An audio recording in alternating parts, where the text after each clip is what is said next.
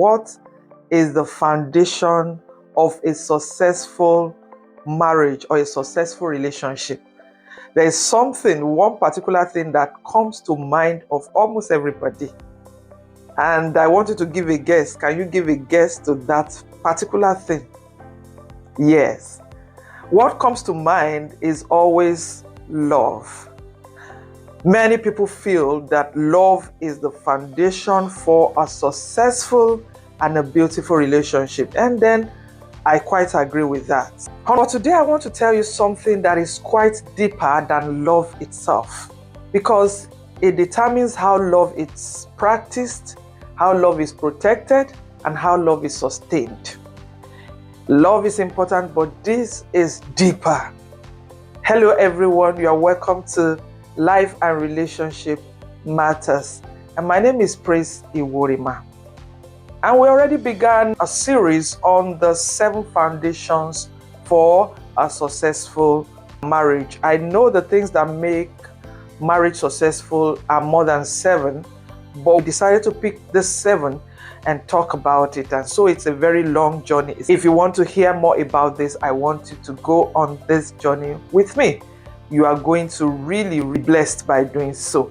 And I also want you to subscribe to this channel. This is very important. I want you to turn on your notification bell so that you can be notified whenever we drop a video like this. So whether you are dating, you are single, you are married, whatever your relationship situation is, I want you to know that this series is designed for you so that you can have a stronger, a healthier, and more blessed relationship. Once again, I am Praise Iworima. There is actually something that protects, that sustains, and determines how love is expressed. And that is the first foundation that we have been talking about. But today we are going to dive deep into this singular thing, and that is emotional maturity, or what I call emotional intelligence. This is so important and so crucial to the success of any form of relationship.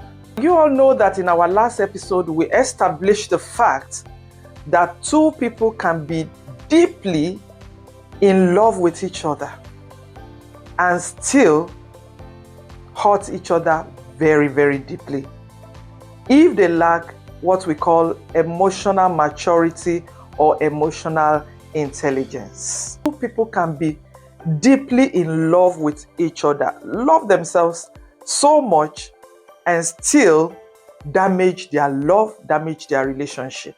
And this is what we see happening right now, right, left, center.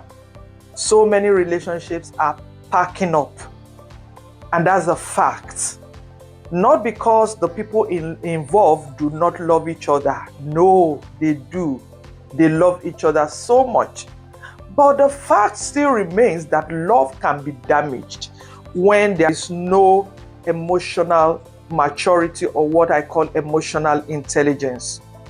Love can be damaged by poor communication, unresolved issues, pride, and a lot of many things. And when you put all these relationships that have been destroyed together, you will see that 1 or 2 or more of these issues combine together to destroy such relationships. So that is why today I want to really concentrate. I want us to really talk into the nitty-gritty of emotional intelligence or emotional maturity. So the big question now is, what is emotional intelligence or emotional maturity? I will define it as the ability to be able to understand, to manage, and to express your emotions or how you feel in a healthy way. I will underline the word in a healthy way. The ability to be able to, first of all, understand, and then be able to manage, and then be able to express your feelings, your emotions in a healthy way. We all have emotions. We all have it inside us. As long as you are a human being, You have a lot of emotions that runs through your system per time, depending on the situation, what happened, what is around you, and how you feel. So we have all these emotions taking place in our lives, in our relationship. But emotional intelligence has to do with how we are able to, first of all, understand these emotions, and then to be able to manage these emotions, and also to be able to express them in a very healthy way. When we say somebody is emotionally matured or has emotional intelligence, that doesn't mean that the person doesn't have any emotions at all, or the person suppresses their emotions, or the person doesn't, express their emotions. No. But despite the fact that we all have these emotions, we must be able to manage the emotions in a healthy way. Now, let me say it this way, that emotional maturity means that your emotions does not control your decisions, your words, and your behavior. Even though they are inside of you because you are a human being, but you do not allow emotions to control your words, your decisions, and your behavior. And so an emotionally matured person will stop and ask himself or herself, why am I feeling this way? What is the best way to respond to the issue on ground? And how will my response affect my relationship? These are three crucial questions that a mature person will ask before allowing an emotion to take charge of his life. But you see, an emotionally immature person, when an issue happens, the first thing they do is just to react. They react, they say things that they will later regret. They blame others for everything, and they might even struggle to accept corrections. They don't take corrections. And some of them may even expect their partners to understand them without even communicating. They are not saying anything, and they just assume that their partners should know exactly what is happening to them. That is what happens in so many relationships. Oftentimes when I counsel people, I see them that they have not even expressed themselves well enough, communicated well enough with their partners, and they are already taking offense. But you see, an emotionally immature person will react immediately to issues. Oftentimes, they blame others for everything. Yes, you will see them, they will find someone to blame for everything. It's always because this person did not do this, or this person did this way, that is why this happened. They often say things that they will later regret. How many times have you said something, and after saying it, you are remorseful, you regret saying them? That is because you did not apply enough emotional intelligence on that issue. Sometimes they also struggle to accept correction.